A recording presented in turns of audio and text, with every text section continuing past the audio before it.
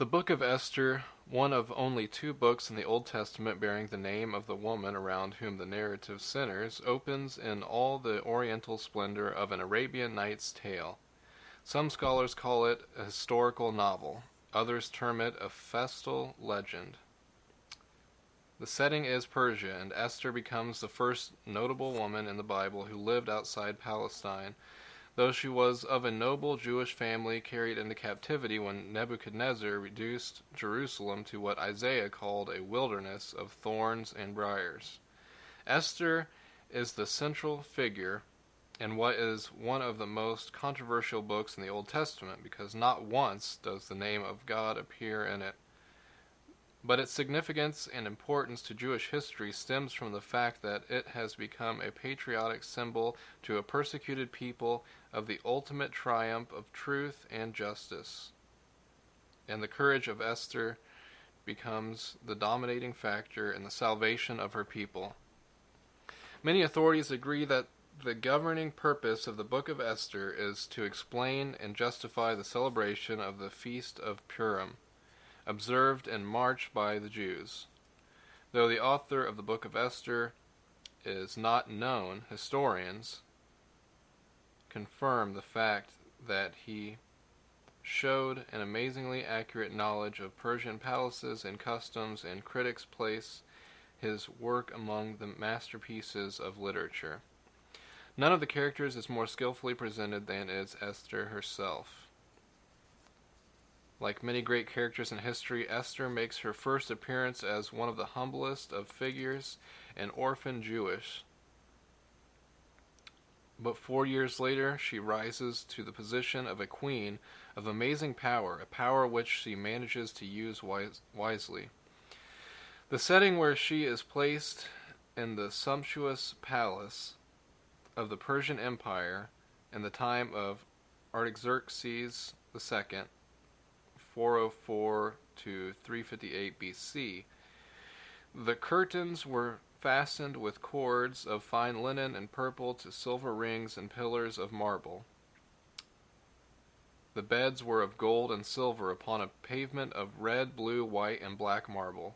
The wine was served in vessels of gold and flowed in abundance. All of this is vividly described in Esther chapter 1, verses 6 and 7. The ancient writer's estimate of Esther's importance to the story becomes apparent, for in this short Bible book her name appears 55 times. The name of no other woman in the Bible is recorded so often. Only Sarah, whose name appears as Sarah 35 times and as Sarai 16 times, comes near to approaching this record. The queen who preceded Esther was Vashti, respected as a woman of nobility and honor, and one who had the courage to refuse an unjust command from her husband. After much feasting and drinking, he had commanded 7 eunuchs to bring Queen Vashti before him so that he might show the princes her beauty. That was during a palace feast. Vashti refused. The king became so incensed that he issued an order that her royal position be given to another. Vashti's refusal opened the way for the coming of Esther, who had been reared by her cousin Mordecai, a Benjamite official at the palace gate. He had seen the king's royal notice that beautiful young virgins would be assembled for the king's harem in Shushan, and that the maiden who pleased the king would take the place of Vashti. So it was that Mordecai sent forth his lovely cousin Esther. Of all the maidens gathered in Shushan, Hadassah, that was Esther's Hebrew name, was perhaps the only one who worshipped the true God, though this fact is never mentioned. Educated as a daughter in the house of Mordecai, a wise and devout Israelite, she had probably learned from him the glorious truths about God, treasured by her people. In that throng of virgins, she may have been the only one who had not worshipped idols or some of the many heathen gods. From her infancy, devout Jewess that she was, She probably had bowed her knee to Jehovah, and in this rich Persian kingdom she was in touch with a power not counted in terms of marble or gold or silver. When she was presented to the king, he loved her above all the women who had been brought forth before him, and he set the royal crown upon her head. After she became queen, her name was changed from Hadassah, meaning myrtle, to Esther, meaning star, and she soon played a stellar role in the lives of her people who were threatened with destruction. Early she dedicated herself not to the pleasure, comforts, and luxuries of a palace, but to the dreams, hopes, and ambitions of her people. When Esther became queen, King Ahasuerus had no idea that she was a Jewess. He had been attracted to her because of her surpassing loveliness, and he celebrated her entrance into the court with a great feast, which introduced her as queen of one of the most powerful empires in the world. Let us picture her, if we may, as she moved about this magnificent palace with grace and dignity, wearing robes of gold and purple and handsome jewels, which set off to advantage her garlanded black hair, olive skin, and eyes radiant because of all the wonder that now stretched before her. We can imagine she soon felt that she had been placed upon this high pedestal, not because of an accident, but for a great purpose. Queen Esther soon gained favor with the people when she showed that she had sound judgment, fine self-control, and the ability to think of others first. It was not long before she learned that Haman, her husband's favorite, hated her people and demanded that they bow down to him. This Haman has been described by modern Jewish writers as a typical Hitler, manifesting so intense a hatred that it became an evil intent on destroying a God-fearing people. Opposed to such powers of evil as Haman possessed stood the courageous Esther, ready to defend her people even with her own life. When her maids and eunuchs brought her word of a serious feud between her cousin Mordecai and Haman, she was deeply distressed. She knew she must act promptly and wisely. Soon she received a message from her cousin placing upon her this great responsibility. Who knoweth whether thou art come to the kingdom for such a time as this? Esther chapter 4, verse 14. Challenging words these were for a young and experienced queen. Her triumphant place in the hearts of her people became assured because she accepted her own divine destiny. Quietly, she issued orders that all Jews in Shushan hold a fast in her behalf, and she joined them in this fast, which in itself suggested Esther's strong belief in prayer. Following the fast, she prepared to go before her husband and intercede for her people. If the king, a capricious man, was in a good mood, she might gain her point. If not, she could lose her cause and also her own life. As Esther made ready to appear before the king, one of the most courageous assertions made by a woman in the Bible is credited to her. So I will go in unto the king, which is not according to the law, and if I perish, I perish. Esther chapter 4, verse 16. She said, here is a woman who had not only high courage, but sincere faith and a devotion to the cause of her people. Also, she had exhibited real loyalty in her cooperation with her cousin Mordecai, who had reared her and was largely responsible for the fact that she now sat on the throne of Persia. The king's affection she seemed also to have won wholeheartedly. As she appeared before him in her most royal apparel, his first tender words to her were, what wilt thou, Queen Esther, and what is thy request? It shall be even given thee to the half of the kingdom. Esther chapter 5, verse 3.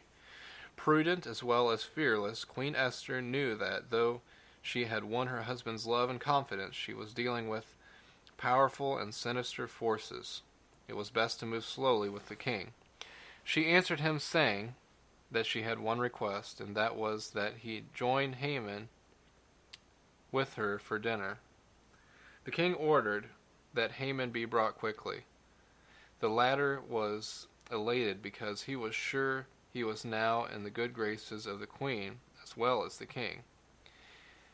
It would be easy to do away with his enemy Mordecai. Haman rushed home and bragged to his wife Zeresh and friends about his invitation from the queen. They told him that now was the time for him to protest against Mordecai. Why not? They asked. Prepare a gallows on which to hang Mordecai. Still proud of himself, Haman proceeded with a merry heart to Queen Esther's banquet. Providence was on the queen's side. After the banquet, the king could not sleep. He called for the book of memorable deeds.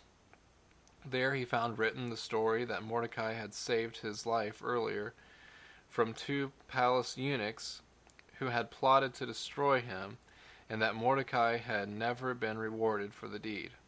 The next morning, Haman was awaiting in the court for an audience with the king, and his mission was to request the king to hang Mordecai. Haman had a surprise awaiting him. He learned that the king desired to pay honor to Mordecai.